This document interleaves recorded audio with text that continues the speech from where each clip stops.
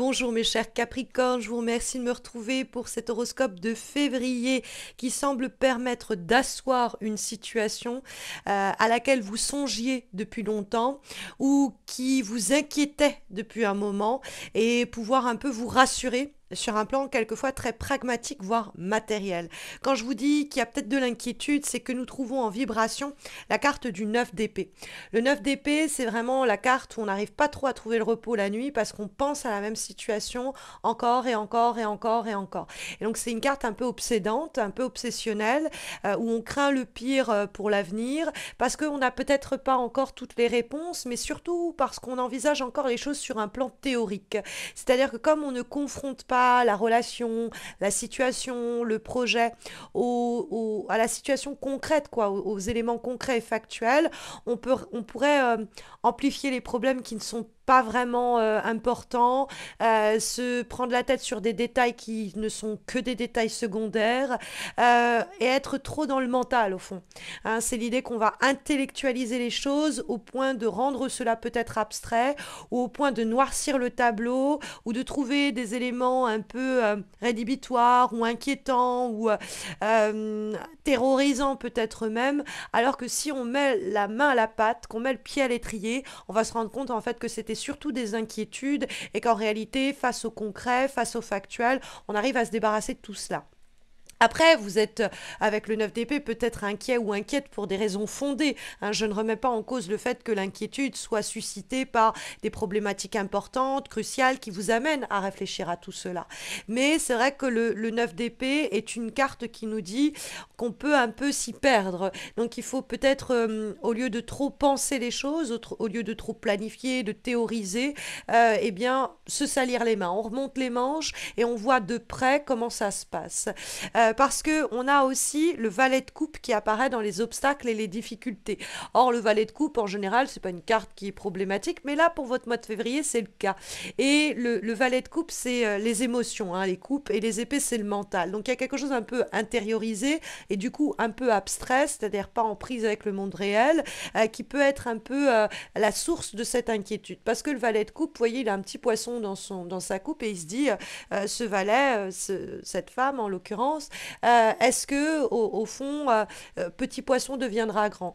Est-ce que dans ce que j'envisage, dans ce que j'espère, il y a des vrais possibles d'avenir?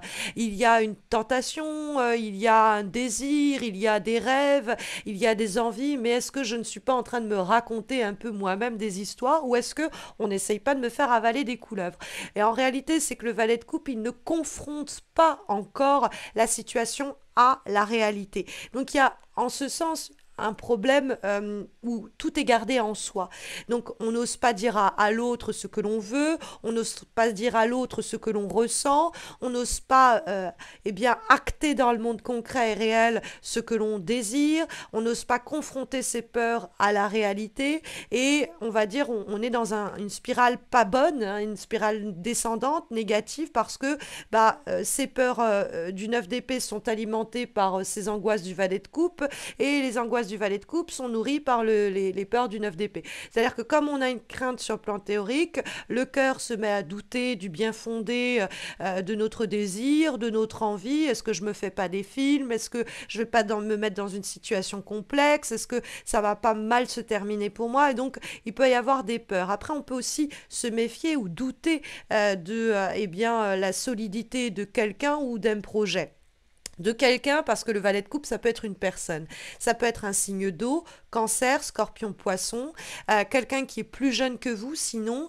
ou plus immature, hein. Ça peut être quelqu'un qui est rentré dans la structure après vous et elle a pourtant 10 ans de plus, mais bon c'est un genou ou une petite jeune comparée à votre expérience par exemple. Ça peut être sur le plan affectif et relationnel également. Alors c'est vrai que si jamais vous êtes en train de vous prendre la tête sur est-ce que je fais plutôt confiance à ce signe d'eau ou est-ce que je fais plutôt confiance à ce taureau ou à ce signe de terre, faites plutôt confiance à quelqu'un qui n'est pas signe d'eau de façon générale, c'est-à-dire qui n'est pas Cancer, Scorpion ou Poisson. Les taureaux sont à privilégier sur le plan aussi bien relationnel que sur le plan productif et matériel, puisque l'empereur, ça peut être aussi quelqu'un. Et l'empereur, il est ancré en terre, donc même s'il est assigné au taureau, ça peut être aussi, allez savoir, Vierge et Capricorne, c'est pas impossible. Donc si jamais votre tourment, votre dilemme tourne autour de deux personnalités ou deux personnes différentes, deux projets soutenus par deux personnes différentes, bon, allez plutôt vers la personne qui est posée, qui est établie, plutôt que celle qui nous promet monts et merveilles, mais qui, par son jeune âge ou par bon, son inexpérience, est en fait quelqu'un qui pourrait nous jeter de la poudre aux yeux.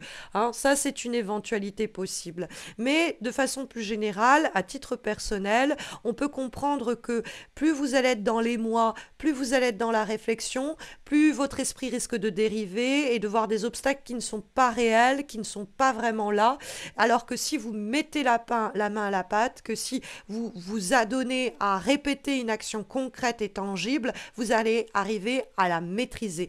On trouve en effet la carte du 8 de denier qui est présent dans les éléments positifs pour vous pour ce mois de février.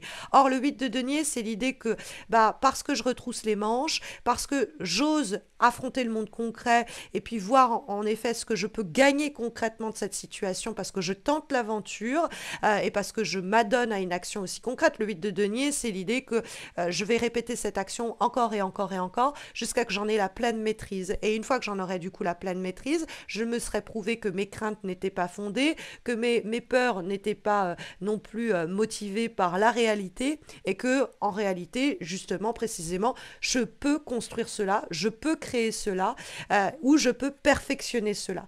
Dans le cadre d'une relation un peu plus sentimentale, il y a peut-être aussi l'idée que cette personne m'intéresse, cette personne je la désire, mais je reste dans oui, mais j'ai pas envie d'essuyer un refus, j'ai pas envie qu'elle m'éconduise, j'ai pas envie d'avoir le cœur en lambeaux, alors du coup je ne tente rien. Et le 8 de denier nous dit on se prépare, on répète un petit peu son dialogue intérieur et puis on se jette à l'eau, on se lance avec l'empereur, on s'affirme, puisque c'est quand même la direction de votre mois de février, et que l'empereur, il assure une stabilité. Pour les personnes qui cherchent du boulot, l'empereur, il est génial. Pour les personnes qui veulent créer leur structure, leur projet, c'est aussi une carte où on pose les premiers fondements à partir desquels on peut construire quelque chose de solide. Elle valide, encourage tous les projets matériels et professionnels. Ça peut être quelqu'un qui vous donne aussi un coup de main. Mais la carte de l'empereur, c'est également la capacité à gouverner, donc prendre le lead, prendre les devants, pas rester dans ce que je ressens ou de ce que je pense, mais vraiment dans le faire. On est dans l'action, on est dans l'agissement. Il y a cette idée effectivement de se responsabiliser et de matérialiser concrètement ce dont on a envie. L'empereur, c'est quand même poser les premières pierres, les premiers fondements à partir desquels on va pouvoir construire, établir et ériger quelque chose dans l'ordre de la croissance. Donc l'empereur peut être quelqu'un qui vous aide à cela, mais ça peut être quelqu'un qui se manifeste et qui vient consolider un projet pour lequel vous êtes appliqué depuis un moment, ou pour lesquels il faut vous appliquer pendant un moment au cours du mois de février pour mettre les bonnes bases, les bons fondements à partir desquels vous allez pouvoir construire. Comme avant-dernière guidance pour les semaines qui viennent, nous avons un message qui est issu d'un oracle, celui des messages de votre âme sœur. Et nous avons la carte « Ensemble, nous changeons le monde, la venue des étoiles ». Donc, j'ai bien l'impression qu'il y a quand même quelqu'un qui peut vous filer un coup de main. Si vous êtes dépassé, débordé ou quoi, il y a peut-être quelqu'un qui est là pour vous. Si dans une relation donnée, on n'est pas là pour vous filer un coup de main, il faudrait peut-être lui tourner le dos, il y aura quelqu'un qui sera plus en mesure de répondre à vos besoins et à vos attentes. Parce que le mal-être que vous pouvez ressentir dans le 9 d'épée, cette carte, elle nous dit qu'il ne provient peut-être pas de vous. Les angoisses que vous avez là, c'est peut-être le valet de coupe qui vous les fait émerger, qui nourrit cela en vous. Donc peut-être qu'en se débarrassant du valet de coupe, on se débarrasse des angoisses qui viennent avec. Il y a l'idée avec cette carte qu'il est possible de vivre autrement, de laisser ces angoisses, ces obsessions, ce peut-être, ce et si, et de se confronter à la réalité, parce que il y a l'idée que vous pouvez vous offrir une nouvelle vie en vous engageant, en vous libérant aussi de sentiments négatifs, de peur, d'anxiété qui peuvent vous retenir.